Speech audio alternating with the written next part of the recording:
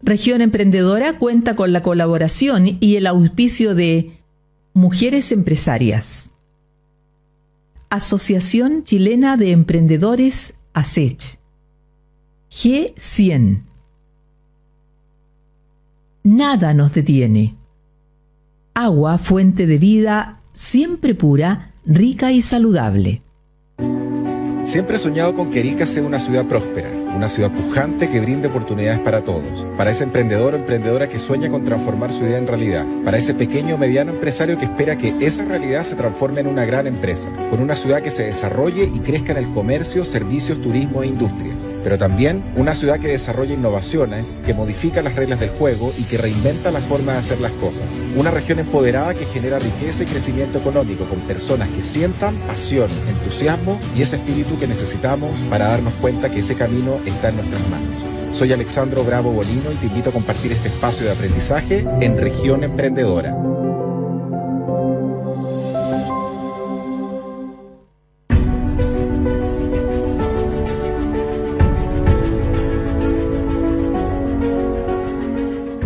Bueno, muy buenas noches, bienvenidos al primer programa de esta segunda temporada en Región Emprendedora, en este nuevo ciclo donde renovamos el día y también la hora a pedido de muchos emprendedores y muchas pymes, donde también tenemos una renovada línea gráfica, pero lo más importante es el contenido, lo más importante son las conversaciones que vamos a traer y que vamos a compartir con cada uno de ustedes, con el mundo emprendedor y el mundo de las pymes en Chile.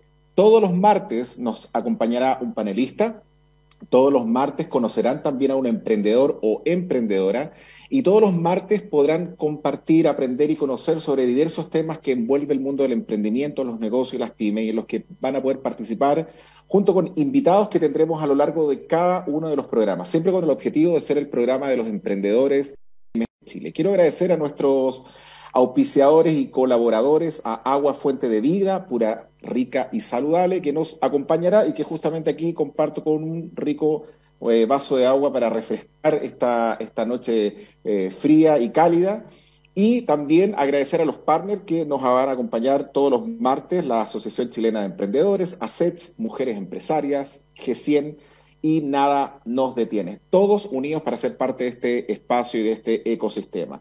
Les adelanto rápidamente el programa de hoy. Nos va a acompañar nuestro panelista habitual de la primera temporada, el economista Alejandro Maureira, quien nos dará el análisis de cómo está la economía. También nos visita Juan José Besa, emprendedor y consejero ASECH, y posteriormente nos vamos a trasladar hasta República Dominicana para conversar con Bartolomé Pujals, director ejecutivo del Gabinete de Innovación de ese hermoso y bello país. Así que partimos de una vez y damos el pase al economista Alejandro Maureira. Alejandro, bienvenido a Región Emprendedora y te doy el pase con tu análisis de la economía en nuestro país. ¿Cómo estás?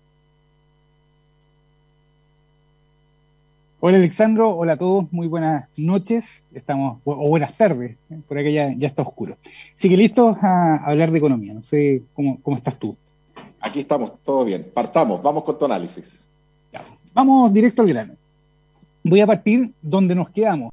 Estamos en una pandemia el año pasado, y esta pandemia también trajo algunos desafíos, obviamente para la economía global, no solamente para la economía chilena. Acá estamos hablando, para que recapitulemos, ¿qué pasó durante la pandemia? Estábamos todos avanzando, el mundo estaba girando, y de repente viene una pandemia y todos encerrados. Eso en materia económica, ¿qué se traduce? Se traduce en que el consumo, nosotros que estábamos habituados a consumir, salíamos, que usábamos Uber, que transporte público, que comprábamos el pan todos los días, ¿no es cierto?, en la panadería, etcétera. Todo eso, de repente nos dijeron, señores, vayan a guardarse, tuvimos que eventualmente todos estar en cuarentenas, etcétera, y eso implicó que el consumo cayó. Cuando el consumo cae, que fue el primer efecto que tuvimos, inmediatamente después, varios meses después, la producción mundial empieza a bajar. ¿Y por qué empieza a bajar la producción mundial? Porque no estamos consumiendo, tan simple como eso. Claro, si nosotros no vamos a comprar, los productores tampoco tienen por qué producir, ¿no es cierto?, porque nadie está comprando. Entonces, cae la producción mundial. Ahora viene la vacunación. Empieza todo el mundo a vacunarse, empieza a aparecer, ¿no es cierto?, se empiezan a dejar las cuarentenas detrás, empezamos a salir, y aquí es cuando nosotros también empezamos a consumir. Decimos, bueno, ahora ya puedo ir a la panadería, puedo salir, etcétera, etcétera, pero la producción mundial está abajo. La producción mundial todavía no se recupera. Entonces la producción mundial, acá es cuando se produce un desequilibrio que nosotros queremos, ahora estamos saliendo, etcétera, etcétera, pero no se está produciendo. Y esto fue lo que genera la inflación que estamos viendo hoy en día.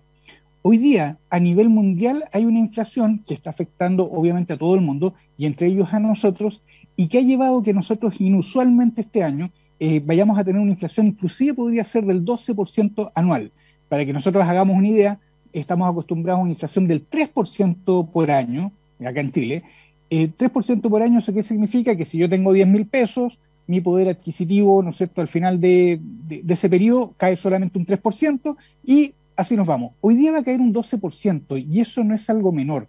O sea, estamos hablando de, en el caso de 10.000 pesos, estamos hablando de 1.200, o sea, en el caso de 1.200 pesos, y eso es bastante. Entonces aquí es cuando uno dice, y ojo, que la inflación es una canasta general, porque si lo llevamos a cosas particulares, obviamente que ha subido más, como por ejemplo el caso del pan, que ha tenido un aumento del 80% en su precio. Entonces a partir de ello es cuando uno dice, bueno, hay una inflación mundial que se veía venir, y esto es parte de las cosas que a mí me gusta cuando uno empieza a ser recurrente en algunas cosas, cuando uno dice, esto lo dijimos en este programa. En este programa, a mediados del año pasado, hablábamos que en el 2022 íbamos a tener un problema de inflación y las razones del por qué. Entonces, ok, la inflación está ahí, etcétera, ya sabíamos que veníamos, y también, pero esto es como cuando uno sabe que viene un temblor fuerte, no se puede predecir, pero es como que uno sabe que viene el temblor fuerte, viene la ola, y la ola nos va a remecer a todos, pero que eventualmente vamos a estar bien. La producción mundial estaba avanzando, estábamos todos los países saliendo del encierro, y aquí es donde pasa algo que mata todas las ideas. Rusia invade Ucrania. Del momento que Rusia invade Ucrania, inmediatamente cambia también todas las tendencias que había con respecto a las cifras económicas, y la razón es muy simple. Primero que nada, afecta todo lo que tiene que ver con materias primas, afecta el crecimiento de Europa en particular, y si afecta el crecimiento de Europa en particular, afecta el crecimiento de la producción en Asia, porque claro, le producen también los productos que se venden en Europa. Entonces, acá es cuando esta fiesta, o sea, este problema de inflación se vuelve un problema mucho más estructural. Ahora lo que nosotros tenemos es que con la invasión de Rusia, eventualmente ahora la inflación se empieza a quedar. Y ahora lo que iba a ser un remesón, resulta que pasa a ser una avalancha de cosas que, un efecto dominó que empieza a quedar. Entonces, a partir de ello, nosotros tenemos una inflación. ¿Cuál es el dilema de todo esto para llegar al momento actual?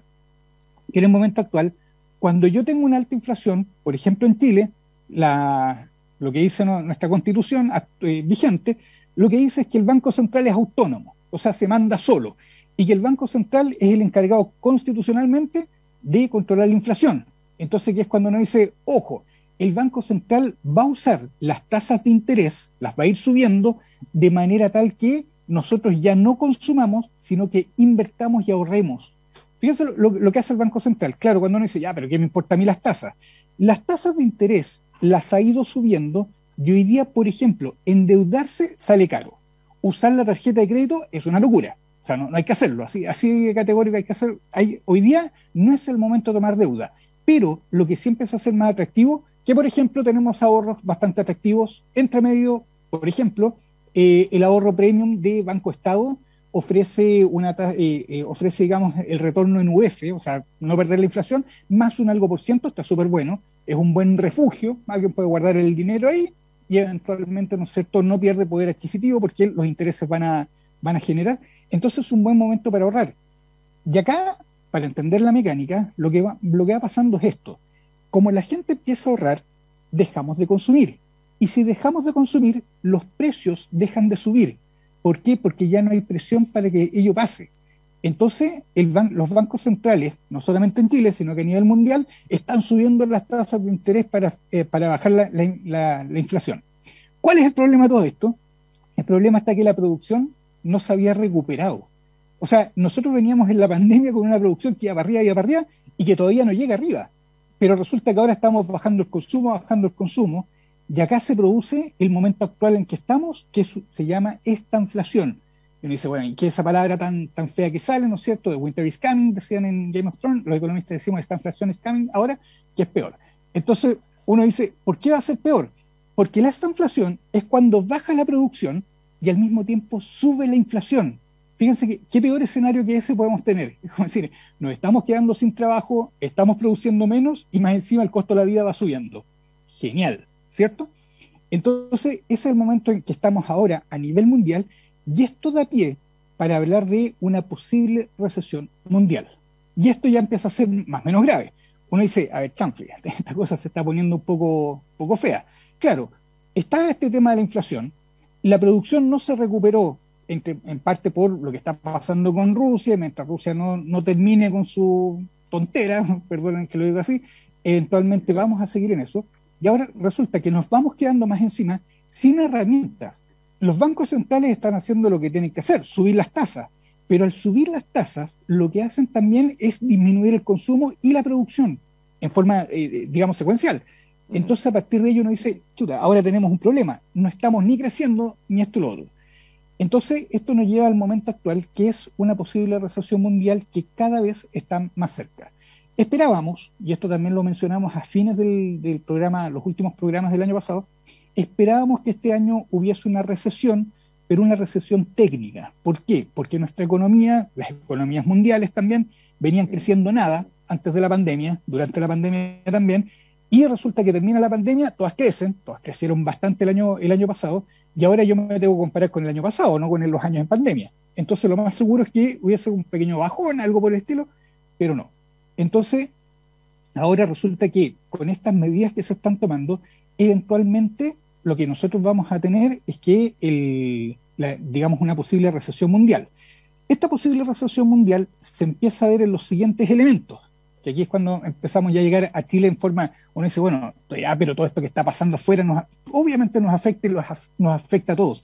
Inclusive para aquellas economías que dicen, no, yo me cierro, tenemos que hacer una economía mentira. Esa cosa no existe. Y incluso las economías que dicen que no están expuestas internacionalmente, estamos todos expuestos. Entonces, ¿qué es lo que pasa? Que debido a todo este escenario, resulta que el precio del cobre ha caído. Fíjense en esta cifra, para decirla bien. El 6 de marzo, el precio del cobre se cotizaba a $4.55 la libra, lo cual es un precio espectacular porque nuestra economía depende, los ingresos del Estado también dependen, ¿no es cierto?, Codelco y el cobre. $4.55 la libra. El costo de producción está más o menos cerca de los $3 la libra, no lo he revisado últimamente, pero está por ahí. Y en 4 meses ha caído un 30% el precio del cobre. Hoy día, antes de entrar al programa, revisaba $3,2 la libra. Estábamos a 2 centavos de dólar para llegar a los costos de producción. O sea, cuando ya no hay utilidad en el sector minero. Fíjense que $3,2 la libra. Y eso implica que ahora este panorama recesivo eventualmente ya nos está afectando, el precio del cobre cae, y acá es cuando uno dice, ya, pero vamos al contexto internacional nuevamente. Nuestra moneda, el peso chileno, vale, ¿no es cierto?, hoy día patrón producción. O sea, hoy día cuando uno dice, bueno, ¿cuánto vale nuestra economía vale en pesos chilenos eventualmente lo que somos capaces de producir. Si el precio del cobre va bajando, eventualmente nuestra economía vale menos. Y si nuestra economía vale menos, implica que yo necesito más pesos chilenos, por ejemplo, para comprar un dólar. Por ejemplo, hace 2, 3 años atrás, con una moneda de 500 pesos nos comprábamos un dólar. Y hoy día yo necesito 2 monedas de 500 para comprarme ese mismo dólar. Para que veamos cómo nuestra economía hoy día vale menos. Y sin ir más lejos, hoy día el precio del dólar cerró porque otros días había pegado, ¿no es cierto?, cabezazo le decimos nosotros cuando va pegando arriba, sobre los 1.000 pesos. Resulta que hoy día cerró bajo los 1.000, o sea, sobre los 1.000 pesos. El dólar hoy día cerró en los 1.000 pesos y eso significa que nuestra economía vale menos. Entonces acá es cuando uno dice, ok, apliquemos las políticas económicas que tenemos a mano para que eventualmente salir de todo esto. Total, crisis hemos pasado antes, pasamos la crisis del 2019, pasamos la pandemia, sin ir más lejos, y ambas, fíjense que las pasamos con una inyección de gasto fiscal súper fuerte. ¿Qué es el gasto fiscal? Cuando el gobierno eventualmente sale a gastar dinero. Ahora tenemos un pequeño dilema, eso sí. Para controlar la inflación, yo necesito en este momento subir las tasas de interés. Pero si subo las tasas de interés, al mismo tiempo lo que empiezo a hacer es restringir eventualmente mi capacidad productiva. Claro, voy a detener la inflación, pero al mismo tiempo empiezo a generar un problema ya que estamos hablando de recesión, la única forma de sortear esta recesión es aumentar la producción. Pero el dilema está que si yo aumento la producción, hoy día también voy a aumentar la inflación. Entonces estoy generando un doble problema. Entonces los bancos centrales están medio atados de mano. Y en segundo lugar, que es cuando uno dice, desde el punto de vista del gasto fiscal, ¿no? El gobierno debiera salir a gastar más dinero, a hacer carreteras, etcétera, pero fíjense que el país está en pausa hasta el 4 de septiembre. Y lo voy a decir así, estamos en pausa. ¿Por qué? Cualquier cosa que haga el gobierno de ahora hasta el 4 de septiembre se va a entender eventualmente como algún tipo de intervención o no intervención, o que hizo, que no hizo, que está a favor o no está a favor, eventualmente una nueva constitución. De hecho, sin ir más lejos, anunciaron, ¿no es cierto?, nuevos bonos, etcétera, para eventualmente hacer frente a todo lo que está pasando hoy en día. Y dentro de eso, fíjense que inmediatamente lo acusaron de intervencionismo electoral. ¿Qué significa eso? Que eventualmente, claro, la extensión de los bonos, que el IFE, que la cuestión de aquella, eventualmente se lee hoy día como estar a favor de una de las posturas, ¿no es cierto?, con respecto al próximo plebiscito. Entonces, nuestro país, de alguna forma, hoy día estamos en pausa. Vamos a estar en pausa hasta el 4 de septiembre y, en otras palabras, no vamos a tomar las medidas necesarias para poder enfrentar la crisis. Y en ese mismo contexto, el Banco Central también está tomado de mano. Y uno dice, ¿y por qué? Porque hoy día dependemos de qué es lo que va a pasar a nivel mundial con otros bancos centrales para tomar decisiones. Y uno dice, ¿por qué? Porque si eventualmente, por ejemplo, en Europa se hace mucho más atractivo ahorrar allá que ahorrar acá, las inversiones se van de Chile y se van a guardar a Europa. O sea, si Europa en este momento sube, ¿no es cierto?, las tasas de interés allá, eventualmente nosotros también las tenemos que subir, porque quedamos en una posición competitiva desventajosa. ¿Por qué? Porque eventualmente yo, en vez de ahorrar en Chile, mejor ahorro en euros, voy a ganar seguramente por el tipo de cambio y por la tasa de interés. Entonces, por ende, llevo mi dinero hacia allá. La única forma de mantenernos competitivos es subir las tasas acá, etcétera, etcétera. Y eso es el dilema en que estamos hoy en día. Es un escenario complejo, súper complejo por donde se vea, donde se junta lo que está pasando a nivel internacional y con esta aliciente no solamente eso. Chile, cuando enfrentó la crisis del 2009, lo hizo de una forma muy buena. En ese momento, de hecho, Chile es uno de los países que también mejor sorteó la crisis subprime. Y también se hizo, ¿no es cierto?, en base eventualmente al gasto fiscal. De hecho, los bonos aparecieron en ese momento de la mano del ministro Andrés Velasco. Yo fui muy crítico de los bonos porque ahí apareció el concepto de los bonos, etcétera, etcétera. Y la verdad que fue una excelente solución para el momento, y de hecho fue una excelente solución también durante la pandemia. Entonces, si nosotros ahora empezamos a mirar, resulta que hemos pasado las últimas crisis y ahora se viene una posible recesión mundial, donde vamos a estar más o menos complicados durante un año, y ello nos pilla saliendo de una pandemia, donde aumentamos bastante el gasto fiscal, donde eventualmente vamos a tener que volver digamos, a gastar, y todo ello en un escenario político bastante volátil y adverso por el plebiscito que se viene ahora en septiembre. Así que ese es el escenario económico. Ah, y entre medio, me queda ahí la guinda para la torta. Y dentro de todo este contexto, Marcel envía una reforma tributaria. O sea, yo creo que, claro, era como decir, ¿qué le hace ¿no es cierto? Claro, una gota más? Una o dos guindas de lo mismo a esta altura. Una raya más para la cera, ¿qué más da?